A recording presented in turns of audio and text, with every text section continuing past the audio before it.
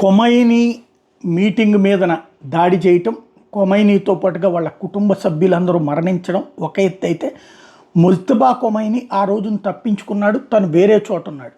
అయితే అదే రోజున ముజ్తబా ఖమేనీ ఉన్నటువంటి ప్రదేశం మీద కూడా అక్కడ ఉన్నాడని తెలిసి జరగలేదు, కానీ ర్యాండమ్గా కొట్టిన అటాక్లో అతని మీద కూడా దెబ్బపడింది.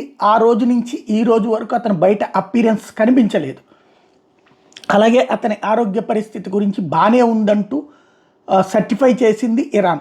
అయితే బ్రిటన్కి సంబంధించినటువంటి ది సన్ లాంటి ప్రముఖ సంస్థ విశ్వసనీయ సమాచారం పేరుతో చెప్తున్నది ఏంటంటే, ముజ్తబా ఖమేనీ కోమాలో ఉన్నాడని, ఒక లెగ్ బాగా దెబ్బతిందని, తీవ్రమైనటువంటి పరిస్థితుల్లో ఉన్నాడు, ప్రాణాపాయ పరిస్థితుల్లో అన్నటువంటి విషయాన్ని చెప్పుకొస్తున్నాడు. నిజంగా గనక అలాంటి పరిస్థితి లేకపోయి ఉంటే ఈపాటికే అతను జనం ముందుకు వచ్చి మాట్లాడేవాడు.